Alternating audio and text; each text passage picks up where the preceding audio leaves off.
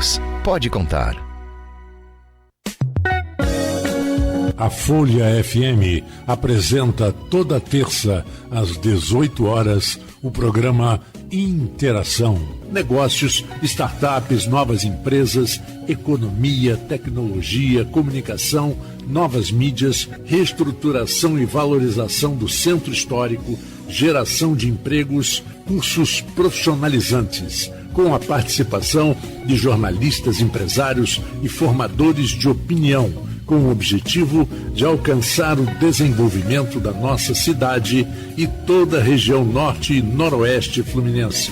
A apresentação: Marco Antônio Rodrigues, Cristiano Abreu Barbosa e Igor Franco. Toda terça, às 18 horas, aqui na Folha FM. Isso é interação.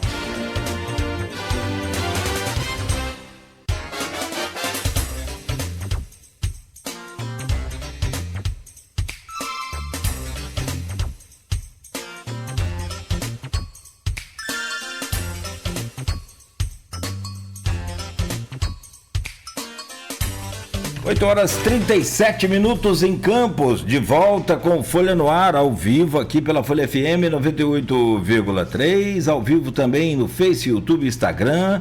Estamos de volta com Folha no Ar, que tem o oferecimento de Proteus, Unimed Campos, Laboratório Plínio Bacelar, vacina Plínio Bacelar e Radimed Diagnósticos por Imagem.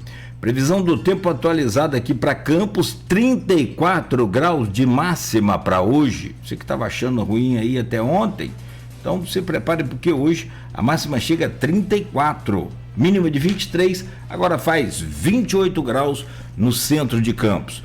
Programa de hoje, com o jornalista Luiz Abreu Barbosa, nós estamos conversando com Fabrício Maciel, sociólogo e professor da UF Campos, batendo um papo com a gente aqui, falando sobre vários assuntos. Esse programa, inclusive, fica disponível aí no YouTube, no Face, a hora que você quiser, vai lá, acessa, também nos podcasts, né?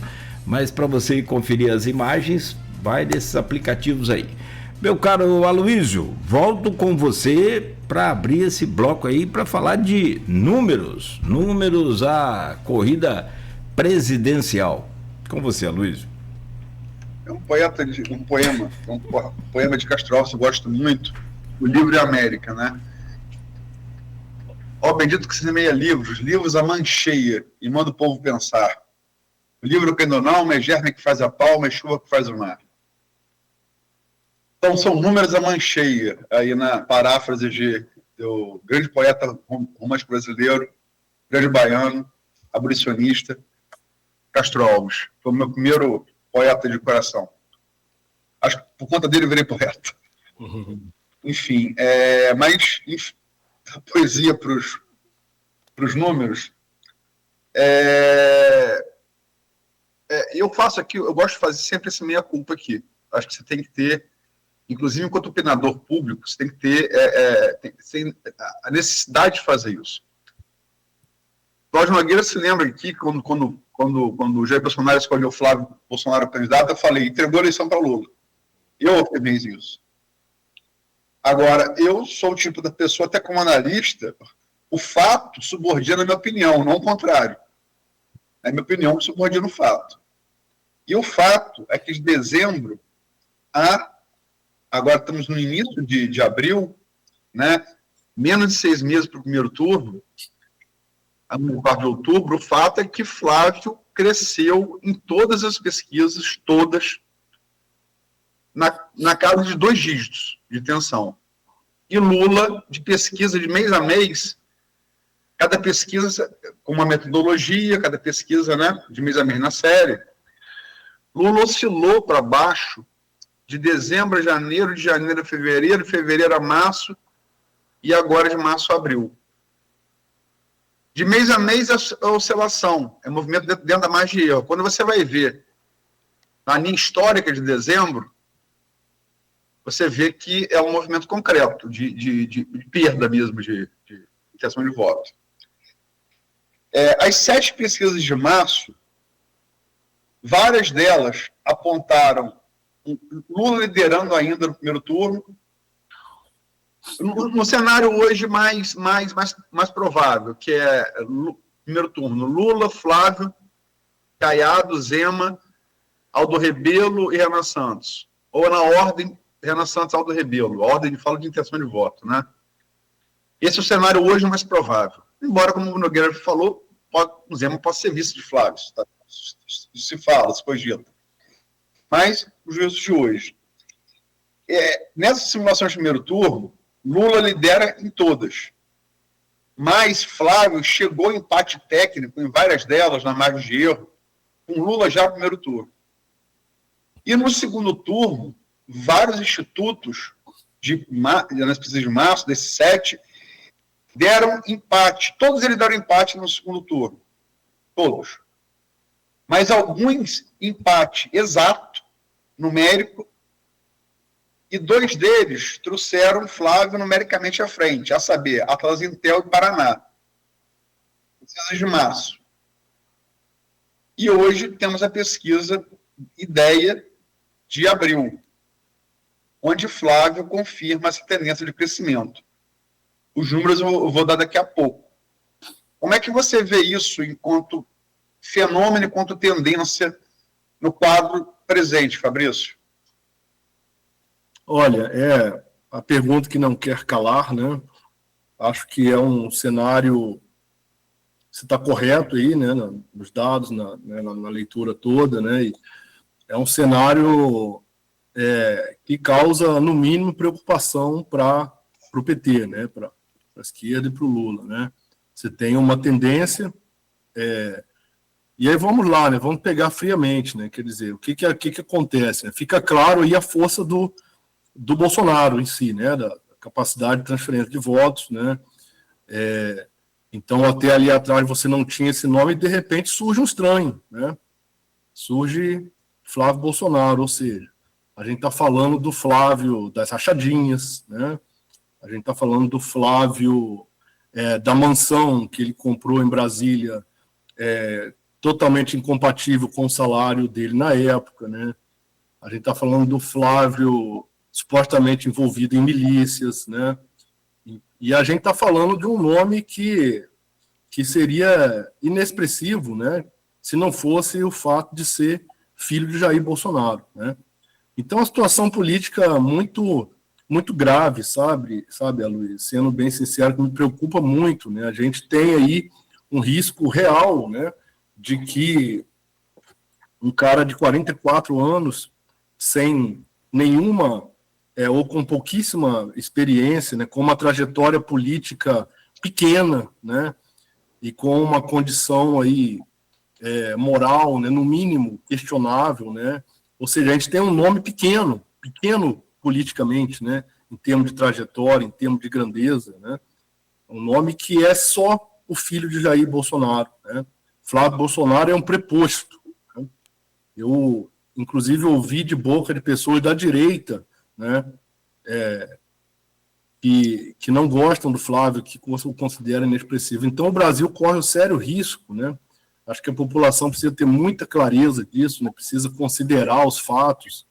E aqui a gente não está simplesmente defendendo partidos ou ideologias, né?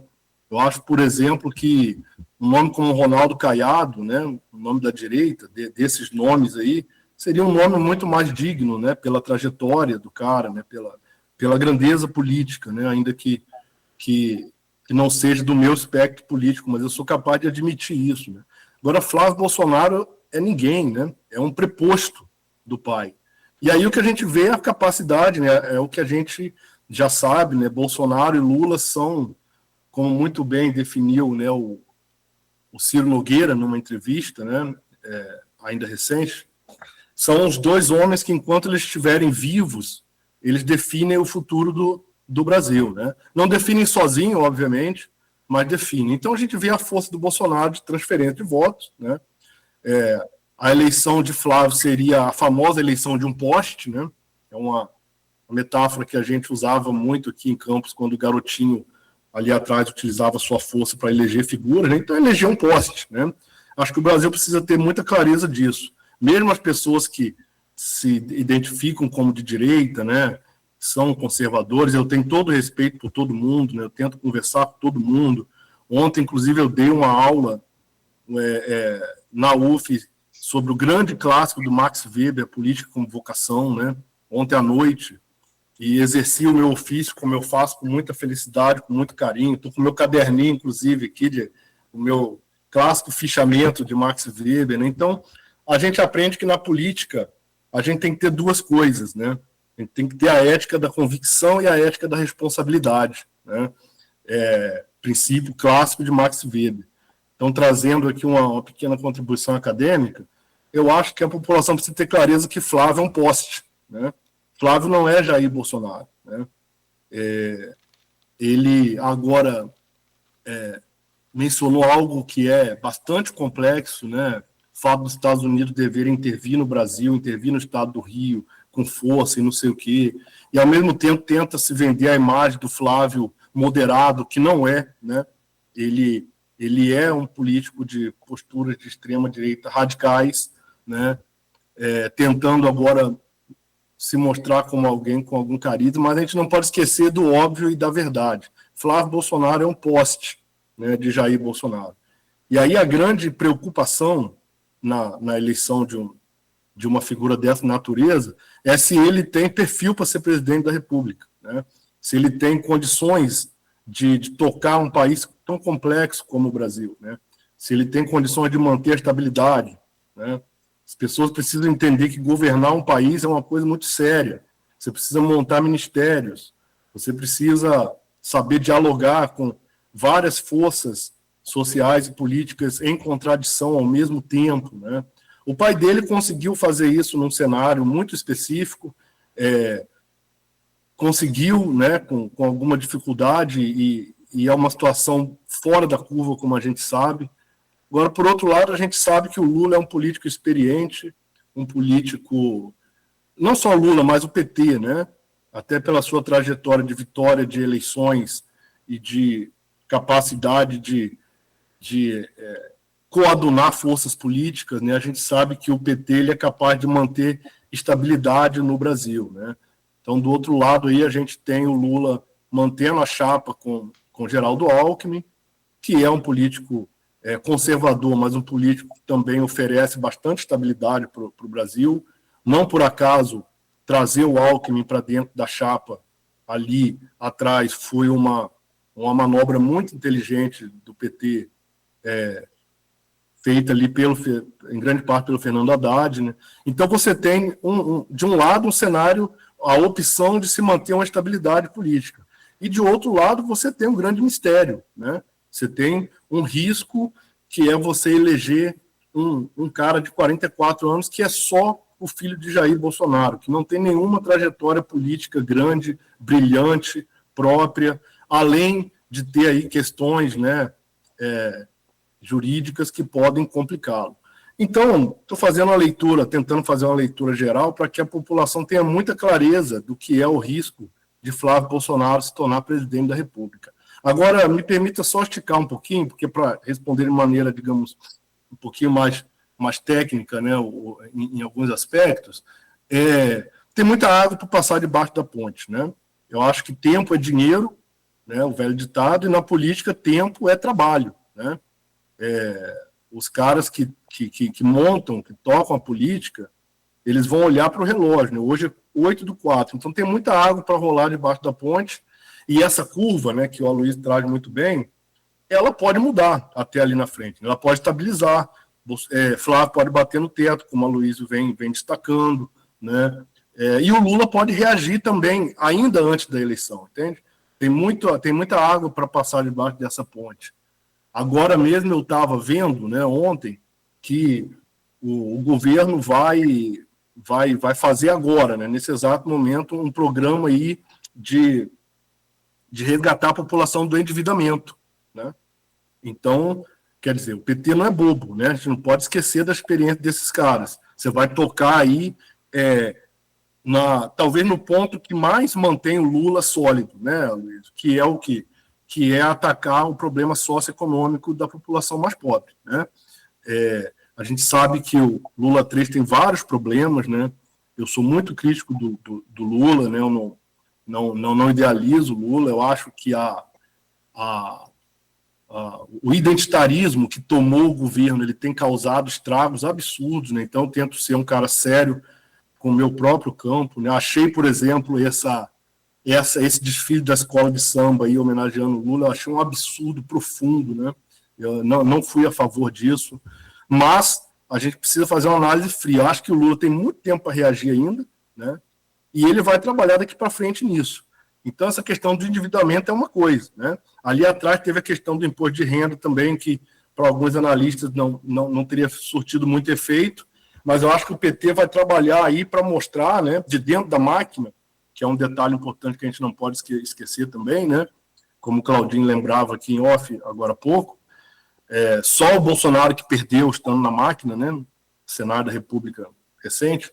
Então, de dentro da máquina, o PT tem muito jogo ainda, entende? Tem uma bola aí para correr. E, além disso, o outro ponto que eu acho muito importante, né? Vamos lá. Como que eu entendo essa... Primeiro e segundo turno são duas eleições, né? Ainda que funcionem juntas. Então, nesse primeiro turno agora, o que a gente tem? A gente tem o bolão, né? Que agora é chamado de bolão de apostas. Você tem vários candidatos da direita e a ideia ali é cada um deles aumentar o seu capital político para ali na frente vender esse capital político. Como, por exemplo, Simone Tebet fez ali atrás e outros políticos sempre fazem. No segundo turno, você tem uma outra eleição e uma outra configuração de forças. Então, nada garante que esse voto todo desses outros candidatos vão migrar automaticamente para Flávio, né? Mesmo porque a direita é rachada, muita gente não quer, né? Muita gente quer limar a família Bolsonaro. A gente sabe que até ali atrás, o nome que se veiculava na mídia era o nome do Tarcísio, né? Muita gente queria o Tarcísio e não alguém do Bolsonaro, né? Veiculava-se o nome da Michelle e outras coisas assim, mas muita gente não quer a família Bolsonaro mesmo dentro da direita. Então, o que o Lula tem que fazer, eu acho, né? O Lula precisa jogar essa meta lá em cima, precisa vencer esse primeiro turno com a melhor margem possível, obviamente. Eu acho que ele vai tentar isso. é uma eleição muito difícil, é um quadro em aberto, não dá para dizer quem vai ganhar a eleição no final, vai ser um segundo turno sangrento, como eu costumo dizer, né? Mas tem muito jogo, né? O PT ainda pode crescer daqui até lá, e depois do primeiro turno, se tiver friamente os números, como ficou a coisa, eu acho que o Lula vai fazer, como sempre, algumas ligações, né? Alguns telefonemas para algumas figuras importantes, né? E aí você tem ali um voto do centro, né? Que eu acho que o Aloysio também já ressaltou em público, né? Você tem um voto do centro ali, que é um voto que pode ser disputado e que pode migrar para o Lula, mesmo porque o Lula sempre teve, né, de alguma forma, esse perfil de voto, né? A gente sabe que o centrão no Brasil ele é fisiológico, né? Desde a ditadura ele é fisiológico. Então, MDB, PSD, PP, né? O PL agora está cristalizado em torno, né, da Bolsonaro, né? Mas só para fechar esse centrão aí, ele pode, o Lula pode adquirir muitos votos nele ainda. Então o jogo está em aberto, é muita bola para rolar. São 8h54, chegando perto do final do programa. Eu preciso dar os números, né? Eu vou tratar deles com mais profundidade. Então, logo acabe o programa aqui, vou fazer minha análise sobre esses números. Mas, em resumo, a ideia divulgada hoje, Instituto Ideia, parceria com o Canal Meio, gente muito séria frente do Instituto, muito séria. Ouviu 1.500 pessoas de todas as unidades federativas do Brasil, do dia 3 ao dia 7 de abril, quer dizer, até ontem, estava no campo até ontem, né? Margem de erro de 2,5 pontos. Né? Sim. No primeiro turno, Lula continua à frente. Uhum. Ele saiu de 43,3. Deixa eu ouvir, desculpa, só tá a minha bateria caindo aqui. Peraí.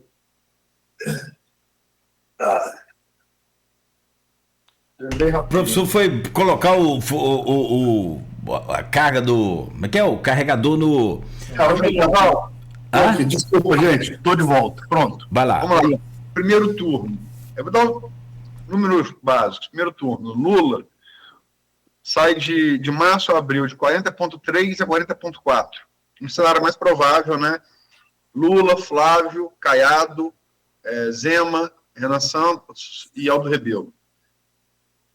Quer dizer, Lula oscila 0,1 ponto. E Flávio cresce 2 pontos, de 35 a 37. Então, empate técnico, né? Diferença aí de 3,4, né? Hoje, no primeiro turno. Precisa que estava no campo até ontem.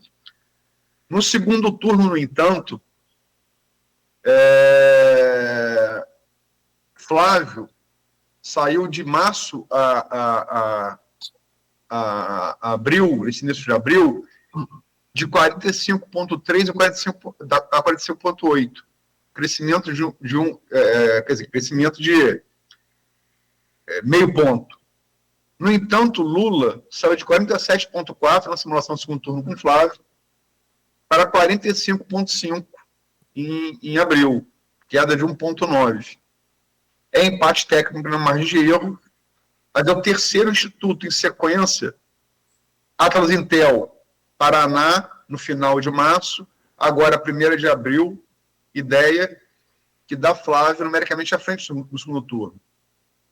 E se você for puxar para trás, a ideia foi desde janeiro, essas tendências são muito mais cristalinas. Né? E aí, Flávio cresceu mais, né? E Lula caiu um pouco mais. E, como você falou, certamente são duas eleições diferentes, primeiro turno e segundo turno. Primeiro turno é piso, segundo turno é teto. Primeiro turno, se ninguém fizer 50% mais um dos votos, vários. Segundo turno, os dois maiores pisos. Aí a eleição do Chile agora para aprovar recente do Caixa. Né? Aí no segundo é o teto. E o teto, que fixa o teto, em qualquer eleição de segundo turno do planeta Terra, é a rejeição. É a rejeição. Que é aquilo que impede você de crescer os seus votos do primeiro turno para o segundo. É o pé direito da eleição. Né? E Lula lidera a rejeição na ideia com 44,2%. Flávio tem 37,5%. Isso é uma diferença acima da margem de erro, né? Acima do limite da margem de erro. E tem um dado mais, como estou chegando perto do final do programa, mais relevante que eu queria... Achei também relevante, lógico, todos os dados são relevantes, mas que eu queria destacar, a gente fala muito de defesa da democracia, né? E todos têm ideias, sua ideia sobre a democracia é uma ideia universal, mas é ideia de como defendê-la. Segundo a pesquisa de ideia, feita até ontem na rua, o que mais ameaça a democracia foi a pergunta feita. Em primeiro lugar, concentração de poder no judiciário, 42,5%.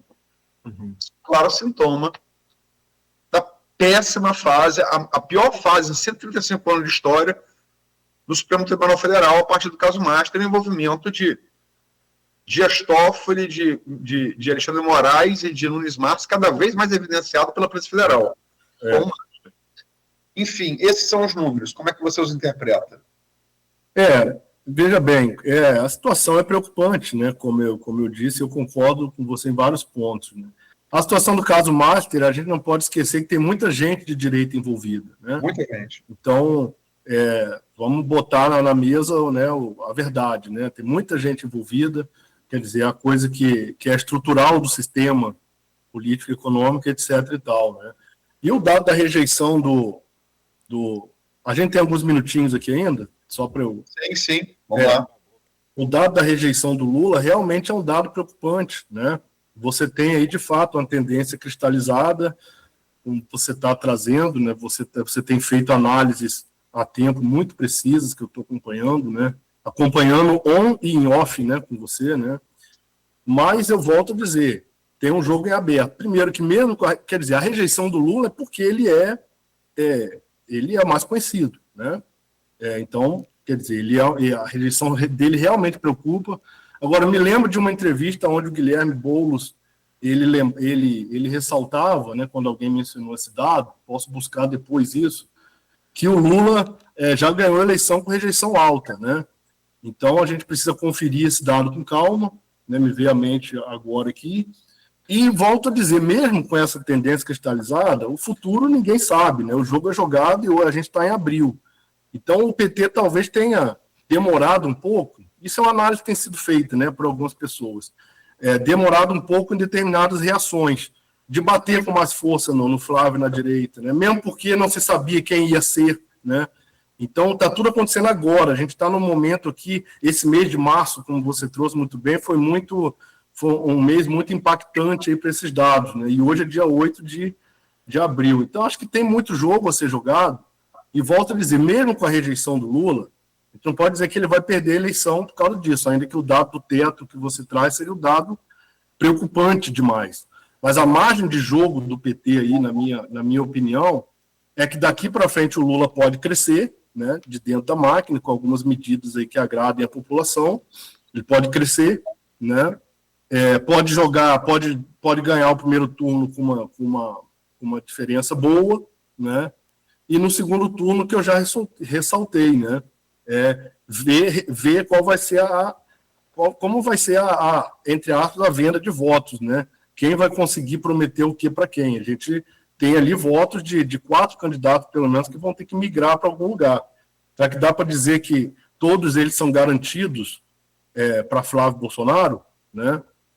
A projeção de que Flávio aparece em primeiro, ela é feita hoje, né? Você me ressaltou em off, inclusive, né, que hoje o Flávio, há uma semana atrás, o Flávio ganharia a eleição. Bem possível. Agora, eu falei isso em off, né?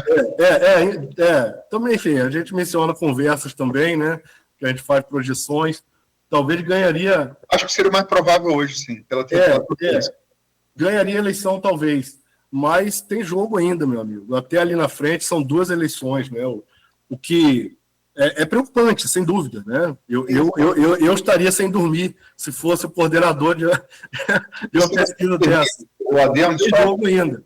Sem querer exportar, Como sempre projetei em 2022 a vitória de Lula com base nas pesquisas e ela se deu. Como é? Como sempre projetei, a partir de todas as análises de pesquisa de 2022, que Lula venceria a eleição como de fato se deu. Não é a expressão de desejo, é enxergar o momento. Não, sim, ok, mas você não concorda comigo que tem tempo para o Lula reagir, melhorar os números? Tem tempo para melhorar os números? Não, está na margem de erro. Tem tempo para melhorar esse número. A prudência presente não é boa.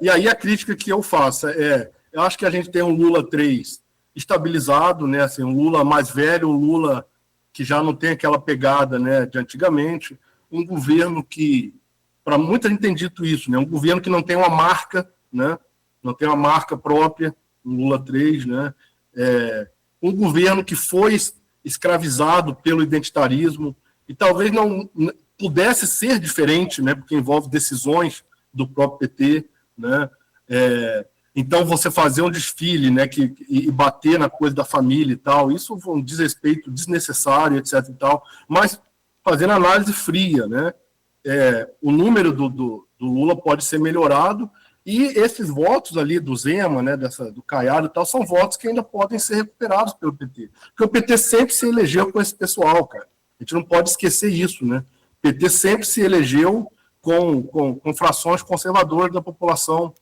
com frações do centro, né, e etc. e tal. Então tem um voto aí, no fundo, o voto do centro, né, que ainda está em aberto, né, e é o que pode decidir. É um quadro de uma curva preocupante, mas está em aberto, né, tem que jogar esse jogo até o final. Não, só para frisar, não tem pesquisa nenhuma. Pesquisa de Copa do Mundo, eu não torço. Até tem minha torcida, mas ela nunca vai expressa na minha análise. Né? Exatamente.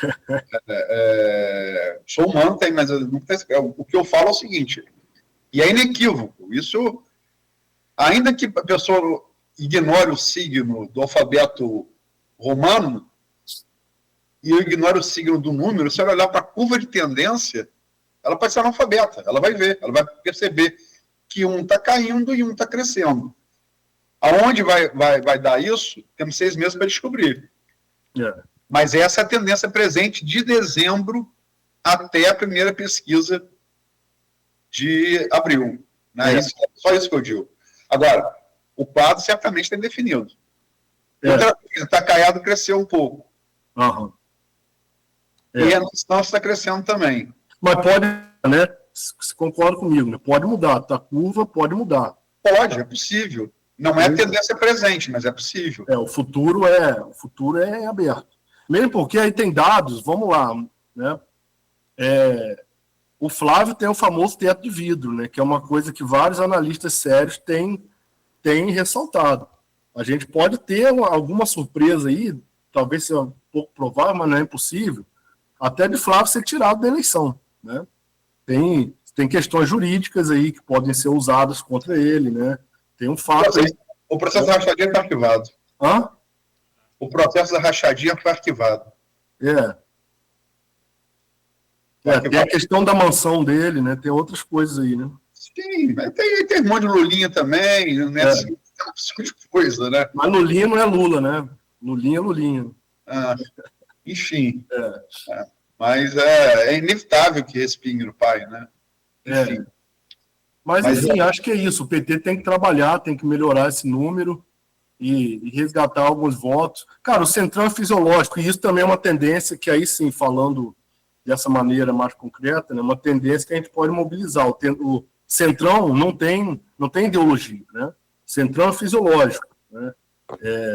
Volto a dizer a minha leitura do bolão. Primeiro turno, vários candidatos da direita. Uma certa leitura que se faz é que automaticamente seria contra Lula, né?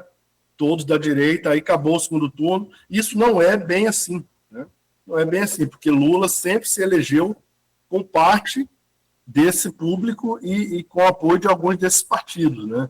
Então, o que Kassab vai fazer, né? O que Ciro Nogueira é complicado, né? Acho que a situação do PT com ele atualmente não é das mais, né? Mas o que esses caras vão fazer é um jogo. Né? O que Lula vai oferecer para esses caras? É um jogo. Né? Qual o cálculo que as pessoas vão fazer? Esses caras querem realmente que Flávio Bolsonaro seja presidente da República? Então, são perguntas que podem ser refeitas até outubro. Né? E só para ressaltar minha última intervenção, Nogueira, e deixo você para o encerramento, você já passou do horário.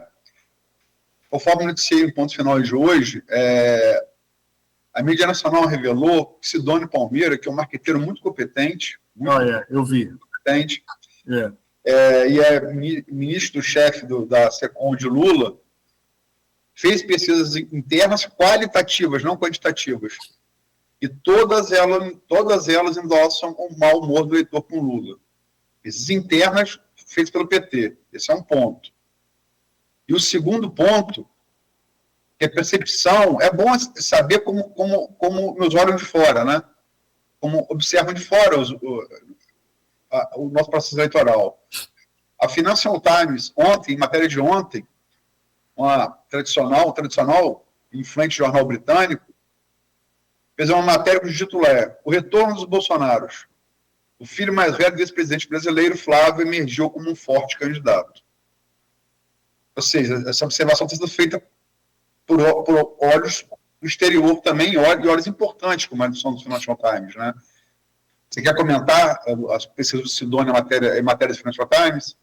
Eu acho que, assim, eu acho que está de acordo aí com o cenário geral, né, e sem dúvida é preocupante, cara, né, eu ressaltei já desde o início, né, o cenário para tirar o sono de qualquer coordenador de campanha, né, e é fato que Flávio é um candidato competitivo, isso não tem como negar, mas eu vou, para encerrar, insistir aí na tecla de que é um jogo em aberto, né, que tem duas questões, como eu disse, agora o governo vai investir pesado na questão aí do endividamento da população, né, que toca diretamente na chave que liga a população ao Lula, entende?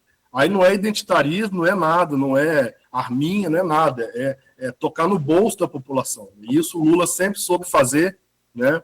Isso sempre ajudou a eleger o Lula, sempre foi uma bandeira e um aspecto central. Então é uma coisa só que eu estou mencionando, o governo pode fazer outras, né, daqui para frente. A gente não pode esquecer, por exemplo, nessa reta final, você tem o Bolsonaro, por exemplo, lá atrás, ele aumentou o Bolsa Família, né, na reta final da eleição. Então, são cartas na manga que o governo tem, né, que, quando você está com a máquina na mão. Então, daqui até a eleição, alguma coisa pode ser feita para melhorar esse número do Lula. De fato, é preocupante, mas alguma coisa pode ser feita e vai ser, né.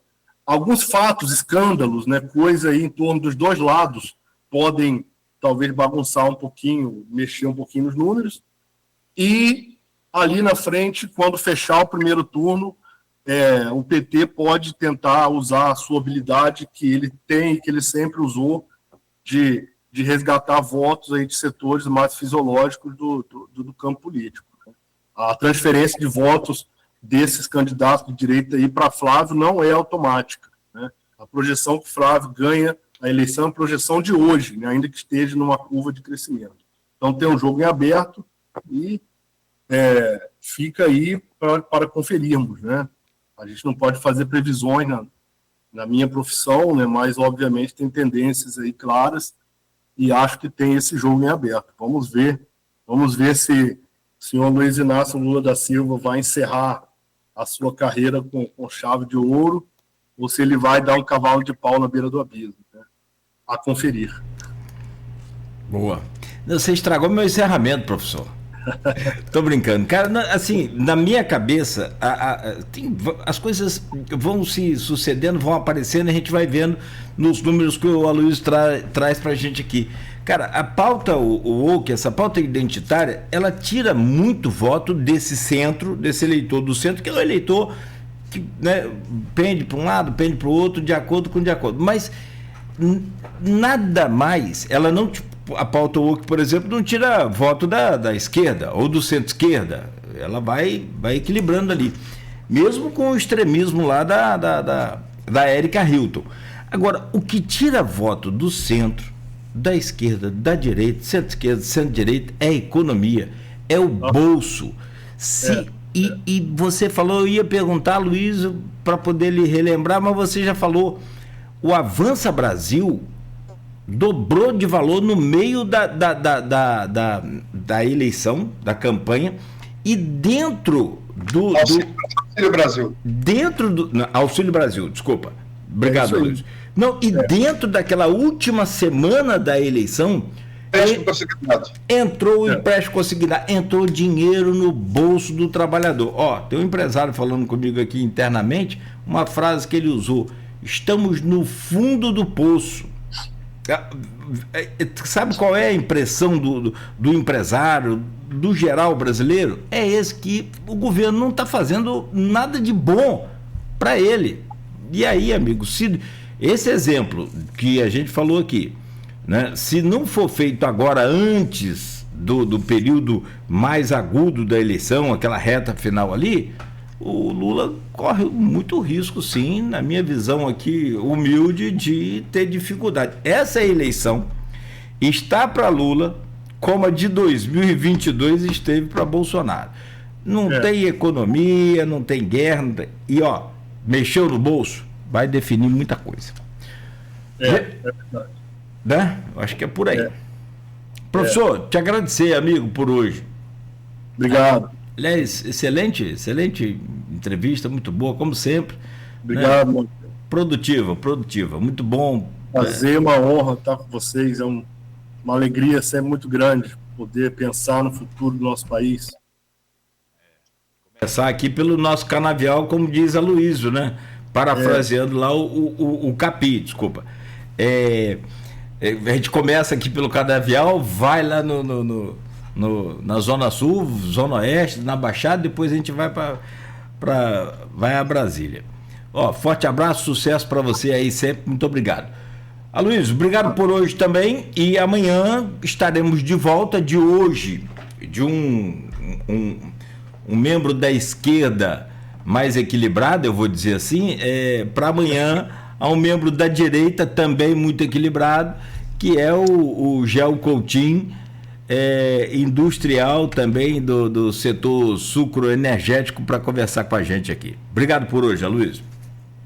Perfeito, Nogueira. Democracia e jornalismo tem algo comum, só se faz com um contraditório, né? Ouvimos hoje, certamente que eu vi essa entrevista, e eu vi outros, acompanho o Fabrício, como eu tenho o prazer de acompanhar, uma entrevista brilhante, e amanhã entrevistado também com muito conteúdo, né, que é o Geraldo Rayan Coutinho, né, e conhecimento empírico político, foi presidente do PSDB em Campos, no auge de Fernando Henrique. Conhece muito pesquisa, política de maneira empírica, né, e também nos dá subsídios como alguém do setor sucroenergético, para entrevistar o Frederico na sexta-feira. Só para frisar,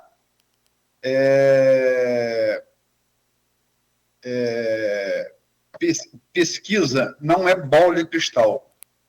Pesquisa não serve para adivinhar futuro. Pesquisa não é cartomante, não é jogo de tarô, não é mapa astral. Pesquisa revela tendência. Tendência do presente de um filme em movimento cujo DN é a urna. Pode mudar? Concordo, pode mudar, até porque é uma margem de erro. Mas a tendência presente é de crescimento de Flávio. Pode bater teto? Pode bater teto na próxima pesquisa. Mas é o que, dessa primeira pesquisa de abril, ele ainda não bateu. Esse é o fato. Temos que saber qual é esse teto de Flávio. E Lula patina nesse teto, pelo menos desde outubro. E lembrar a participação de Lula na ONU. Mesmo com 80 anos, muito mais do que aquele teleprompter ali com Trump, a química com Trump, a entrevista que o Lula deu no dia seguinte nas Nações Unidas foi brilhante. Brilhante, de improviso. Né? Sinceramente, aí expressa a opinião pessoal. Eu orgulho de ser brasileiro. Lula tem essa capacidade. Né? Mas a tendência presente é de crescimento de Flávio e de Lula patinando, oscilando para baixo. Pode mudar? Pode, mas é a tendência de hoje. Nada garante que vai ser a tendência no ano de 4 de outubro, ou se houver no dia 25, muito provável que haja no dia 25 de outubro. Obrigado, Fabrício. É isso aí, gente. Com certeza. Valeu, Fabrício. Valeu, Aloysio. Você que nos acompanhou aqui também, até aqui, valeu muito. Continue ligado, continue aí na Folha FM. A gente volta com Folha no Ar amanhã às 7h. E a partir de agora é música de qualidade e informação. São 9h19 no oferecimento de Proteus, Unimed Campos, Laboratório Plínio Bacelar, Vacina Plínio Bacelar e Radmed Diagnósticos por Imagem. Fechamos aqui mais um Folha no Ar.